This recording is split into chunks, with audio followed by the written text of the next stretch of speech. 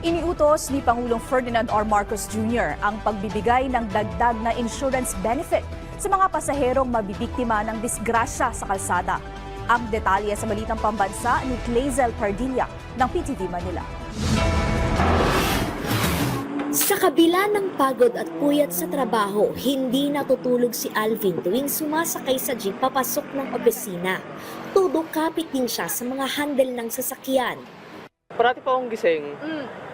Kung ano pa yung dinadaan, tingnan po kasi baka may lumagpas ka dun sa daan or may accident nga na mangyari.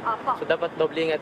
Sa dami ng mga aksidenteng nangyari noong mga nakalipas na linggo, kabilang ang paglihis sa linya at pagtaob ng isang jeep sa Quezon City na ikinasawi ng 2 pasahero at 16 ang sugatan at pagkamatay ng 10 individual matapos ang karambola ng mga sasakyan sa SCTEX.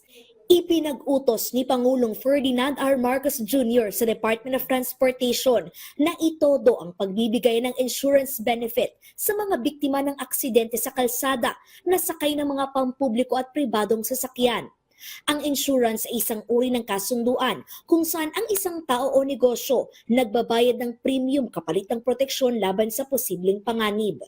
Bigyan ng Pangulo na ang priority talaga natin yung safety ng ating mga pasahero, no? And nakita naman natin yung mga hindi magandang mga nangyari nung nakaraang linggo. May mga namatay, may mga malubhang nasaktan. So ang insurance, napaka-importante niyan.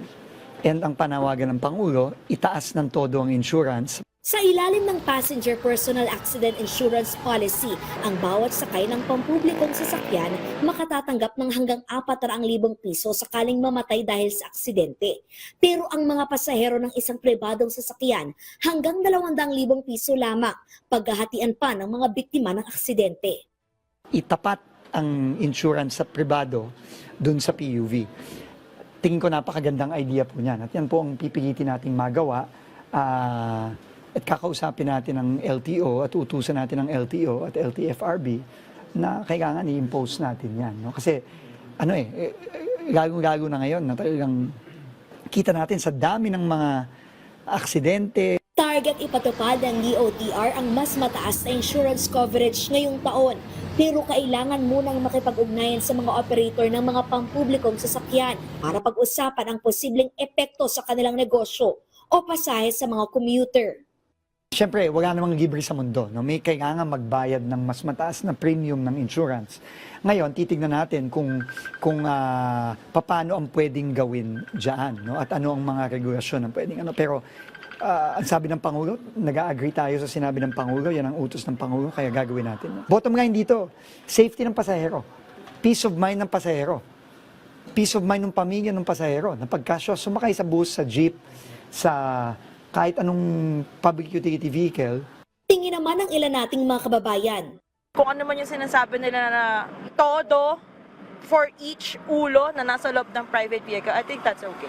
Sobrang importante, bawat buhay na nasa loob ng vehicle is important. Ang dapat nilang asikasuhin, yung safety natin sa sa kalsada, hindi yung insurance. Kamukha nung nangyari sa Terminal 1. Ano bang nangyari doon?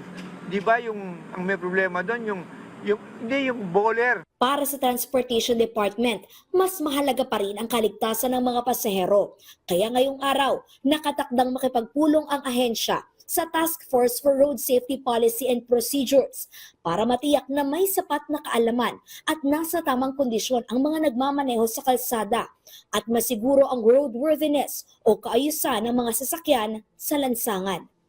Mula sa PTV Manila, Clazel Pardilla, Balitang Pambansa.